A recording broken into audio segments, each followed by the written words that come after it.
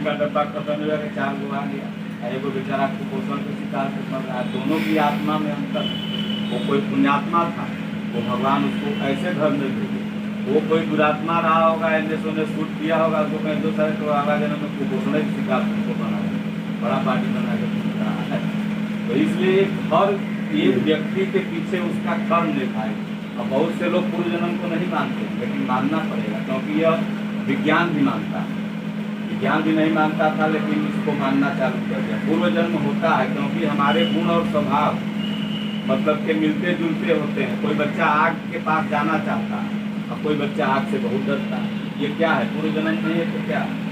किसी जन्म में वो आगे से जल के मर गया होगा तो आग से भयभीत हो गया, और किसी जन्म में वो 35 डिग्री 18 डिग्री 20 डिग्री में फटा होगा, लोहा का लाया होगा, वो आगे से नजदीक जाना चाहता है। हमारे शरीर से केवल आत्मा बस निकलती है और उसके साथ गुण स्वभाव निकलता है, और ये जाके दूसरे शरीर में कन्वर्ट हो जाता है। बस जैसे आप अपने मोबाइल से नंबर डिलीट करके किसी दूसरे को दे देते हैं फॉर्मेट मारकर, तो उसी तरह से गीता में भगवान ने कहा कि वांसांस गृहणानि यथा विहाय नवानि गृहणाति नरो पर।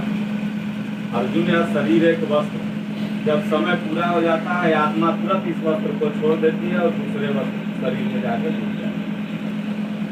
तो इसलिए गीता हमारा और आपका, प्रत्येक मानव जाति का, ऊंच हो नीच हो, गरीब हो दलित हो महादलित हो, हिंदू हो मुसलमान हो क्रिश्चियन हो, अब सोचिए लड़ाने वाला कौन है? हमारे धर्म गुरु। एक दूसरे के समाज को देखिए, हिंदुओं से पूछा गया कि आपका भगवान कौन है, तो हिंदुओं ने कहा ईश्वर एक प्रकाश।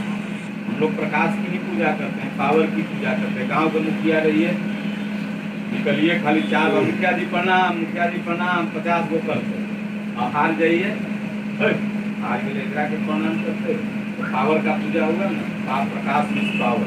छठ पर्व किसका पूजा है? पावर का, प्रकाश का, सूर्य भगवान का पूजा होता है। तो हिंदुओं के धर्म गुरुओं ने कहा ईश्वर एक प्रकाश है, महापुरुषों। यही बात मुसलमानों से पूछा गया, उसके फकीरों से बताओ ईश्वर क्या है, खुदा क्या है, तो उसने कहा नूरे खुदा। अब नूर माने क्या होता है?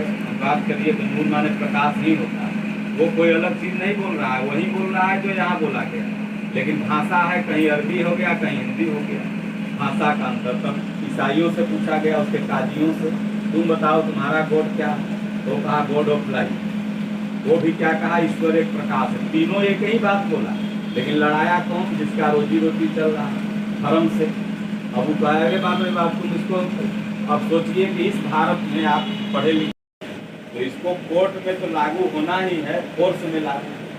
इलाहाबाद हाई कोर्ट में 2004 में कहा इसको राष्ट्रीय धर्मशाला घोषित किया है। सुषमा स्वराज ने पहल की इसी बुक को, इसमें देखिएगा पीछे में इलाहाबाद के वेबसाइट पर भी वो निर्णय है हाई कोर्ट का।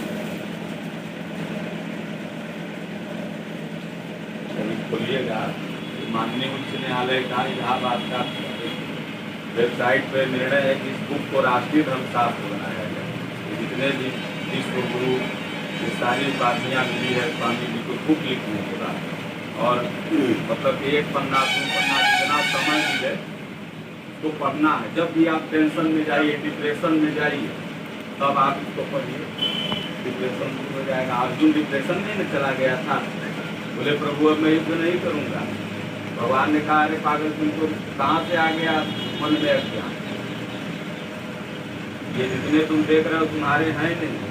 मान लीजिए कि हमारा उम्र 40 है, आपका 30-35 होगा, इसके पहले हम लोग कहीं तो रहे होंगे। आप अभी पटना से तब तो बस याद हुआ है। इसी तरह आत्मा की यात्रा तो अनंत है। जब उस जन्म में रहे होंगे तो हमारा माई बाप कोई और रहा होगा, कोई घर दुआ कुत्ता वगैरह रहा होगा, छुट्टियाँ उसने माई है तो कुत्ता बाप रहा होगा। हर जीव का ये यात्रा अनंत है। ऐसा नहीं कि भगवान ने कहा ना तुम्हारा ही पहला जन्म है ना आखिरी। इसके पहले भी अर्जुन बहुत से जन्म तुम ले चुके हो, और इसके बाद भी बहुत से लोग। अब देखिए एक लड़का गरीब घर में जन्मता और एक लड़का आदमी। सबसे ज्यादा अगर नरसंहार हुआ तो हिंदुस्तान, और मात्र धर्म के नाम। इस देश पर जब प्रथम आक्रमण सोमनाथ मंदिर में होता है तो मात्र धर्म के नाम। वहाँ पर हजारों हिंदू खड़ा थे मुगलों से लड़ने के लिए, जो कि ऊँट से आए हुए थे यहाँ पर। लेकिन हमारे धर्म गुरुओं ने क्या कहा? मत लड़ो, अभी भोलेनाथ तीसरा नेत्र खोल देंगे, ये सब जल के भस्म हो जाएंगे। सोचिए कि वह शासक महमूद गजनी, वह शासक क्या करता है, लाख से भगवान शिव का शिवलिंग तोड़ता है और सारा सोना चांदी वहाँ से उखाड़ लेता है, ऊँट पर लाद करके ले जाता है और उस शिवलिंग को अपने लैट्रिन और बाथरूम के प्रथम सीढ़ी पर लगाता है। सोचिए कितनी शर्मनाक चीज़ है।